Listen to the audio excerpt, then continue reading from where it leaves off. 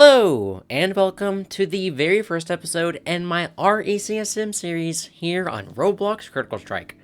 For those of you who don't know, RECSM stands for Reviewing Every Critical Strike Map. I made a dedicated video to this series which you can watch here. In this first episode, we'll be reviewing Valentina Garden, my favorite map in the entire game. Let's start with a basic overview. Valentina Garden was added to Critical Strike in February of 2021, as far as I know, as part of the Valentine's event at that time.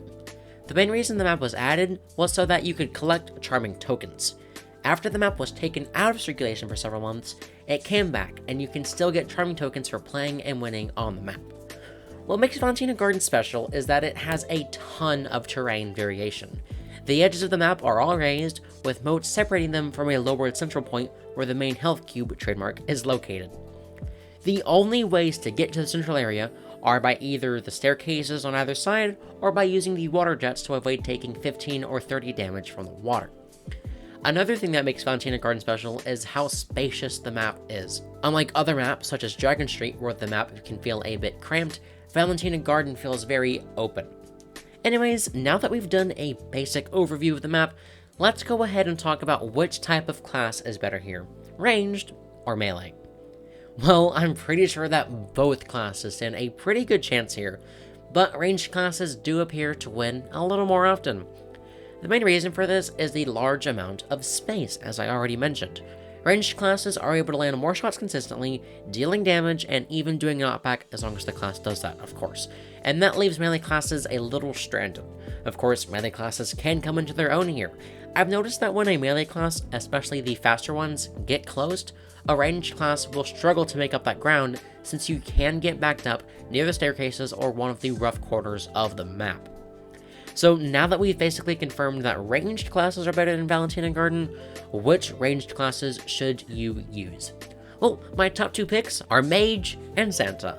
Mage because the knockback ability helps you to defeat melee classes, along with its nice range when it comes to high damage moves, and Santa because it can convert into a really overpowered melee class when you really need to fight up close. It can also snipe people, which is awesome. So now that we've discussed different classes, let's go ahead and talk about movement. More specifically, running and chasing after someone. Because Valentina Garden is designed in a sort of ring-like fashion, where there are two rings of land separated by the water, running can sometimes be a challenge. If you're running to get health, for example, you'll find that a ranged opponent might be able to gun you down if you don't maneuver properly. As for chasing an opponent who is running, classes with the ability to dash have an advantage, as you can quickly get across the map in little time, catching up to a running opponent. If your chosen class can't dash, or it's simply slow, you may want to avoid chasing someone, as this can leave you open to a third-party attack. So, Valentina Garden is alright for running, and alright for chasing, no special marks awarded since it's just kind of balanced. But now, let's go ahead and quickly talk about hiding places. In Valentina Garden, there aren't really any actual hiding spots.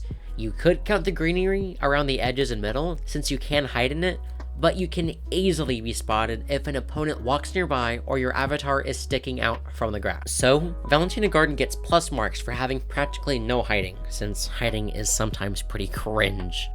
Alright, so let's move on to a not so important aspect of a map, the aesthetics. I believe that maps with a good aesthetic make me perform a tiny bit better, since my subconscious is pleased. Valentina Garden is actually my favorite map for this reason, because it's seriously beautiful. I love the overall grandness and beauty that this map displays. 10 out of 10 for design, plus marks for aesthetic water jumps. And moving on from that, let's talk about one of the most important aspects of a map, and that is the final strike plate, as I like to call it. The makeup of an FS plate can easily determine the winner of a 1v1 in Final Strike. For example, Magma Chamber is a really bad map for classes that dash, such as Valkyrie, Rocketeer, and Guardian, because they'll fall off. The reason for this is that Magma Chamber's FS plate has a lot of cutouts and not a ton of space. Anyways, that was off topic. Let's discuss Valentina Garden's FS plate. It's actually pretty basic, with no extreme landmass cutouts. It has no terrain variation, but there is a little bit of shrubbery on the outermost edges. It's honestly not very interesting. I do wish that there was a bit of height variation, that way people with skill could get a nice advantage, but that's just me. Anyways, let's go ahead and sum up Valentina Garden.